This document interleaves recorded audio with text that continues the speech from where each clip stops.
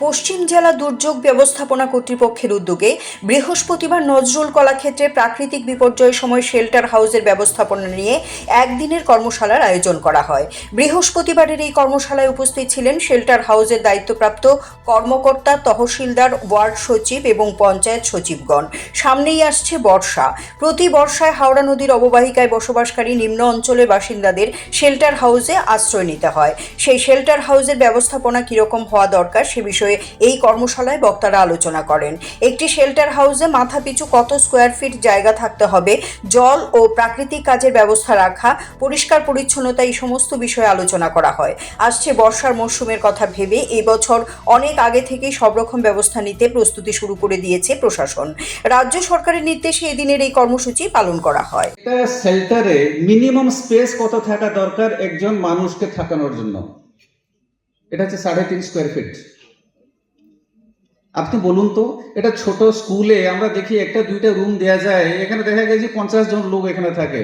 আমরা যদি হিসাব করে দেখি এখানে কত স্কোয়ার ফিট হইব, স্কোয়ার মিটার কথা তো বাদ দেন, ঠিক আছে নি? মিনিমাম খাওয়ানোর জল দরকার, মিনিমাম 3 লিটার জল দরকার খাওয়ানোর লেগে। আপনার পরিষ্কার পরিচ্ছন্নতার জন্য মিনিমাম আপনার 30 লিটার জল দরকার। যদি আমরা এই মিনিমাম স্ট্যান্ডার্ডগুলিকে আমরা যদি দেখি, আমরা দেখবো কোথায় না কোথায় একটা গাফিলতি আছে, মানে আইদর আমাদের কাছে অথবা পরিচালনা দিকে অথবা কোথায় না কোথায় আছে। এটা কি দায়িত্ব কি শুধু আমার?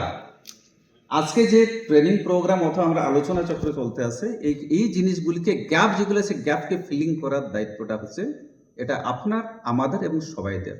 এবং যখন রিলিফ সেন্টারের কথা চিন্তা করো, my special request to all of you, আপনার নিজের কথা চিন্তা করো। আমি যখন একটা জায়গাতে যাবো, আমার মিনিমাম কি কি জিনিস দরকার?